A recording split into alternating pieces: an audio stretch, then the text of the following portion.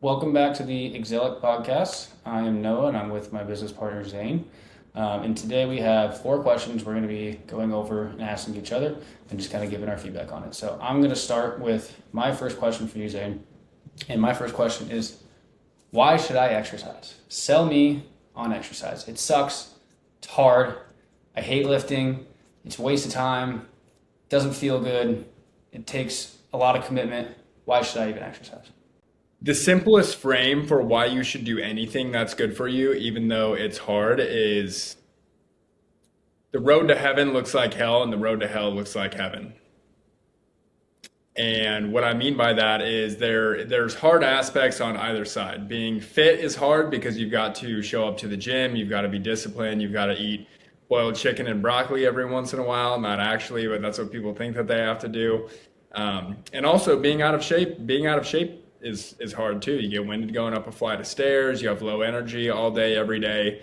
So for me and my ideal client, I would say one, you just live a completely different life if you are a fit person. If you are fit, you have energy throughout the day so you can be present regardless of what you're doing, whether it be out with friends, whether it be, going on a walk, whether it be watching a movie. You don't have to fight falling asleep during the movie. Every aspect of life is better when you have more energy. So that's one aspect. The other aspect is life is so much better when you are confident in the way that you look.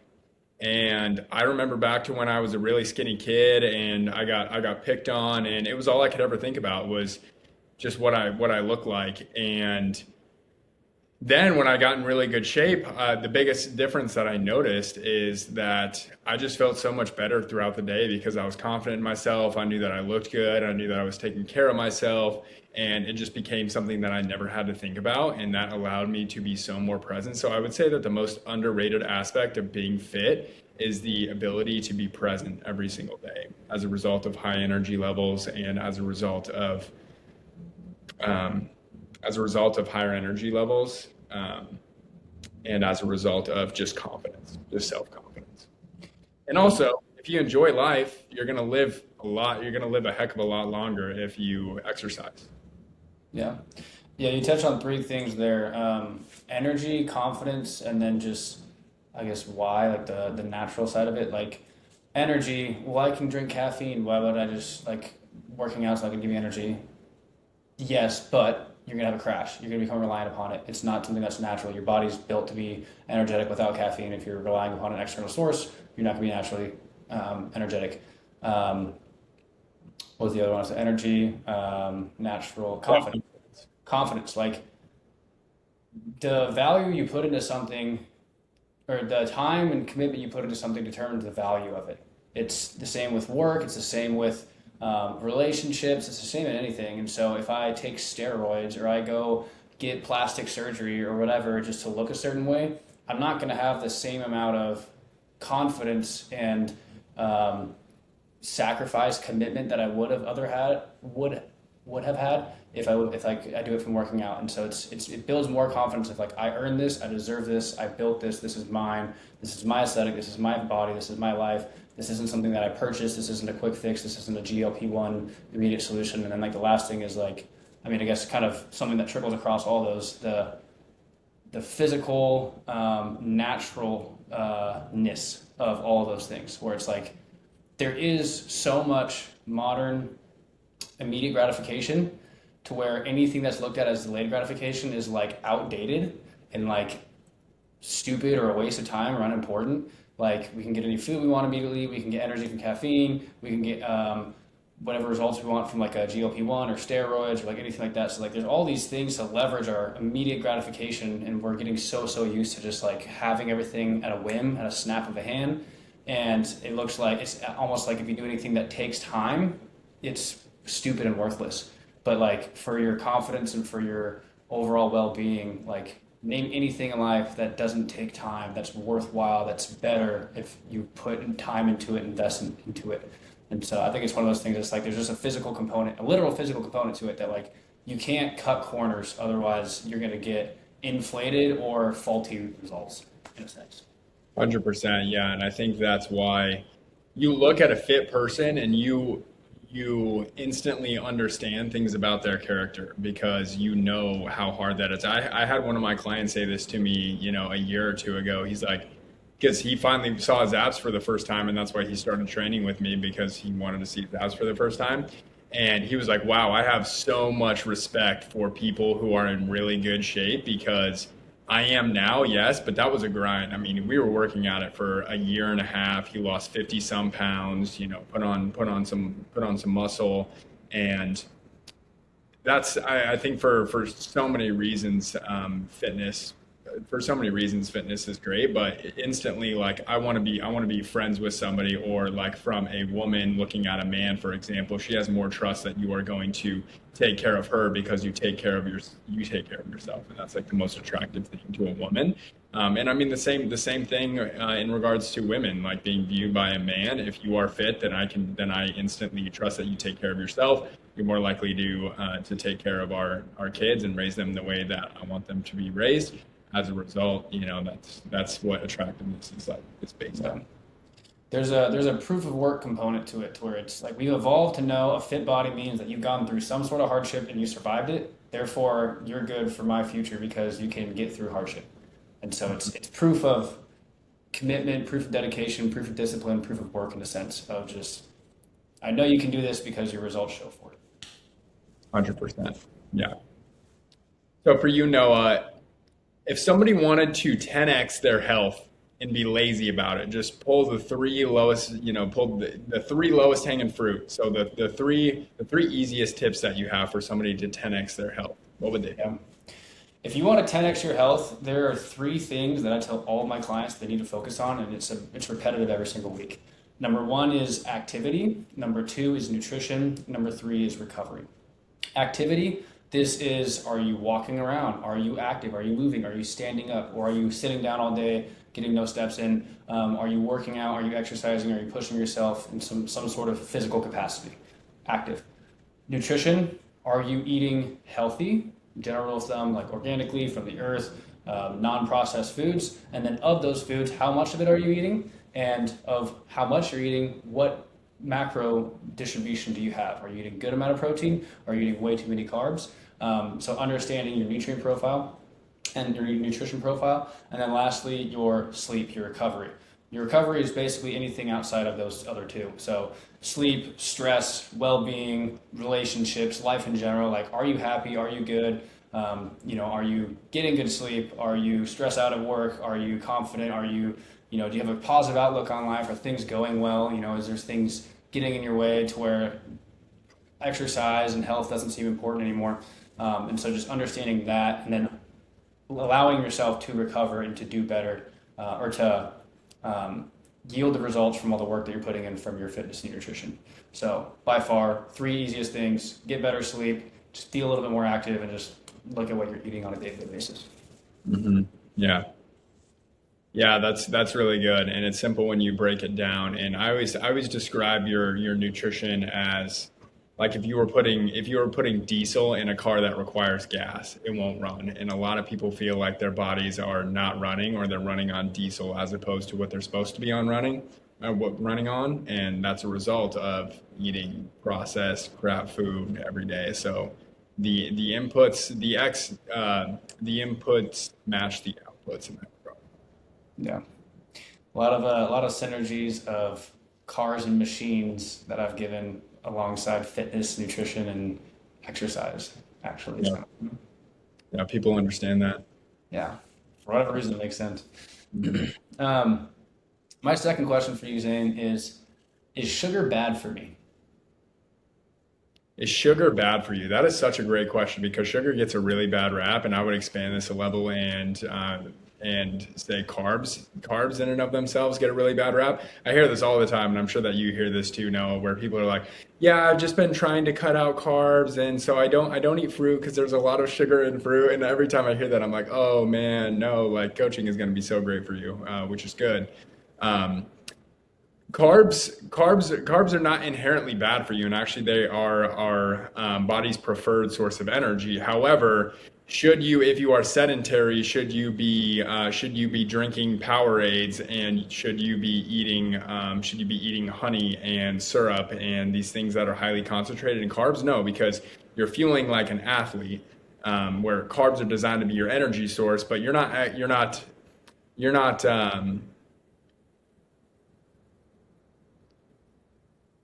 putting out any energy, so you don't need to intake a bunch of energy, if that makes sense. So if somebody's running, if they're lifting, I mean, carbs around the time of your workout are phenomenal. And sugar, whether it be, I mean, I follow this guy on Instagram who is a fitness guy, and he eats a Pop-Tart before every time that before every lift.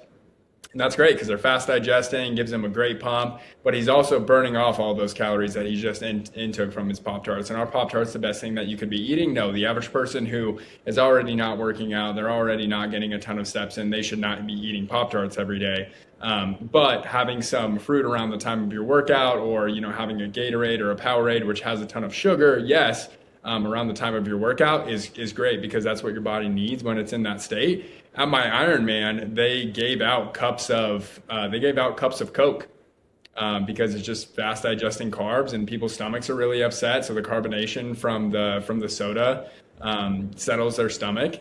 And so I drank a lot of Coke during my Ironman, and I felt great because my body needed sugar, because sugar digests really fast. But if you're not active and you're consuming a ton of sugar, it will spike your insulin, it will spike your blood sugar, you will crash as a result, which is why it's really important to be active around the times that you're eating sugar, if you are. But I think that eating fruit throughout the day in the right proportions, that's why a well-balanced diet is so important. But eating fruit consistently throughout the day makes me feel great. And I think that even for the average person who just wants to be healthy and maybe isn't hitting their activity goals, they should still be eating fruit throughout the day. I totally agree.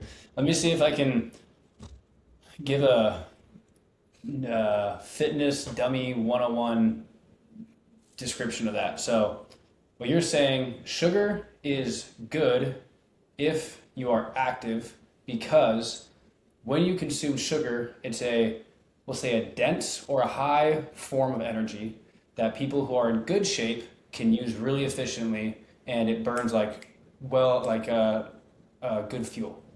But when you're out of shape, you don't have muscle, you're insulin resistant, and your body's not used to burning that kind of fuel, and you put all these super high sugar foods, you mentioned honey and syrup and all these, Gatorade, all these things in your body doesn't know how to burn that fuel in a fast way. And so what it does is it stores that as fat, and you're eating these really, really tasty things that we historically, from an evolution standpoint, learned, oh, this is really good for me. This is going to give me a lot of energy because it's really high quality fuel.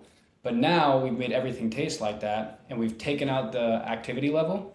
So we have no muscle, which is insanely insulin resistant, and we're not active. So our body's getting all this really high quality fuel, not using it at all, and then it's just turning to fat. And so while these people see these results when they take out carbs, is because they're getting rid of that insulin spike, and they're not consuming all this high quality fuel that they're no longer using, and they're resulting on the fat, burning off the fat. And then as you get in better shape, when you can process and handle that sugar, it's a great idea of energy and fuel, because your body can handle it, because it's as we spoke about earlier, a well-oiled, a good running machine. 100%. Yeah, that's really good synopsis. If you train like an athlete, you can eat sugar. If you don't train like an athlete, stay away from sugar, because it's not going to support your health goals, basically. Floyd Mayweather, I don't know if this is true or not, but I've heard it on a couple of different podcasts and stuff. He would drink a Diet Coke or whatever before or after his workouts, and he wouldn't drink at bars, but he'd drink Diet Cokes, and he'd run home afterwards or something like that. I don't know how true that is, whatever, but it theoretically makes sense, right? You're a high-performing athlete, you can intake a bunch of sugar because your body knows how to use it really fast, and it doesn't matter if your insulin spikes, because your muscle and all the functions of your body that's in good shape help with that sugar. 100%, yeah. I guess we could think about it in a similar way as pre-workout too. If you take pre-workout and then you go work out, that's great. But if you take pre-workout and then you just sit at a desk, it's not going to make you feel very good. I have a client who is a killer runner. I think he got third place at half marathon last year, earlier this year. And he was a cross country runner in high school and in college. And he said that before every race, he would drink a 16-ounce Pepsi. And then he had one race where he didn't do that, and then he just blew up. And so now he drinks a 16-ounce Pepsi before every race, and guy runs like sub 6-minute mile marathons, just insane pace, because his body has something to do with that sugar. It's interesting that everyone's looking at the health industry as which box is correct and like which one should I go to, like should I prescribe to the carnivore or the vegan or whatever diet should I use? And the truth of it is the one that is best for you depends upon the physical shape and the well-being that your body is to start. High carb diets are fantastic for athletes and people who are in good shape. Low carb diets are good for people who are trying to lose weight and have horrible insulin resistance and have underlying metabolic problems. And so I think that we're missing the bigger picture when it comes to diet as to, well, how is your physical fitness outside of just what should I eat on a day-to-day basis? 100%. It's a Venn diagram for sure. Carnivore diet is over here. Vegetarian diet is over here. The truth actually lies in the middle. Like you should be eating both in the right amount. It's like 8 different diets, and then there's like something in the middle where it's like, okay, I'm right here. I need to pull more towards here, whatever. It's not just A, B. I think it's like carnivore, keto, vegan, vegetarian, all these different options. Yeah, 100%. My question for you, Noah, is what is the most underrated aspect? What is the most underrated benefit of being fit?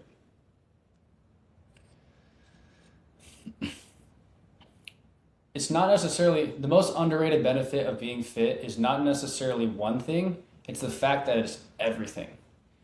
There's 2 things in life that have a profound impact on every aspect of your life: faith and fitness. If I'm a religious person and I believe a certain way, or if I'm atheist and I don't believe a certain way, what you believe in to be true, your foundation that you build your entire world off of, that it trickles throughout your entire life. Everything you do is based off of that. And that's true if I believe in God or not. That's true if I prescribe here, there, whatever.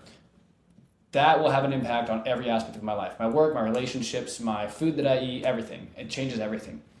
Fitness is the only other thing, at least that I can think of, that has that profound of an impact on your life, where it has an impact on my food that I eat, my relationships that I have, the things that I do on a day-to-day basis, how I treat others, how I treat myself, what I consider good or bad, my outlook on life. It trickles into every single thing that you do because you're constantly using your body. And then on the other end of the faith spectrum, your faith is essentially the foundation of every decision you ever make in your entire life. So the faith is kind of like the psychological aspect, and then the fitness is the physical aspect. So what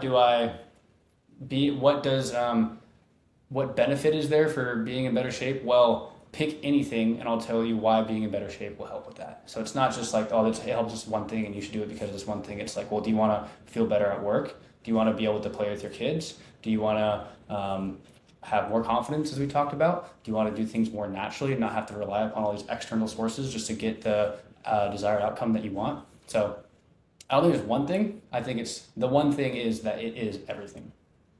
If that's a fair enough answer. Yeah, I like that reframe. That's not what I asked, but I'll let it slide. Okay. Cool. Yeah, that's good. That is very true. And I often look at this because girls will always want to look better, in my experience, not always, but a lot of the women that I talk to want to look better.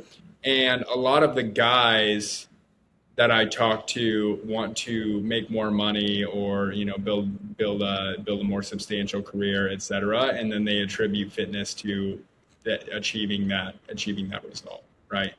I had one of my clients who's a business owner. He told me that the top reason why he wanted to get in shape is because he wants his team to work hard and he needs to lead by example.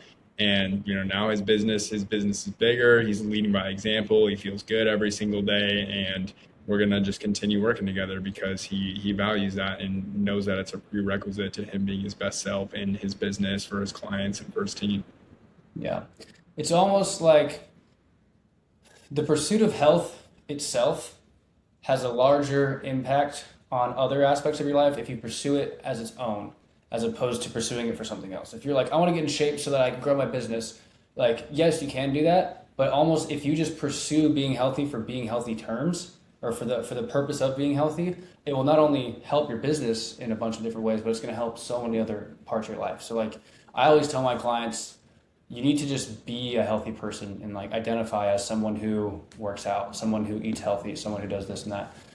Because when you chase health alone, you're not chasing aesthetics, you're not chasing some sort of goal, you're not focusing on one thing, and that becomes your aiming point, and then that determines every action that you take. Whereas if you're just like, I just want to be healthy, I'm going to make a healthy decision, and that actually gets you there faster than what having like an alternative motive would. 100%. Yeah. In order to change your reality, you need to change your identity. Sounds corny, but it's true. It is. It really is. Yeah. If you are a healthy person, then you do things that a healthy person would do. And if you are an unhealthy person, you do things that an unhealthy person would do. You need to put proof behind your actions. Yeah. That's some good stuff. Cool. Thank you for tuning in. That is the end of the podcast. Hope you guys enjoyed. I'll be back. We'll see you in the next one.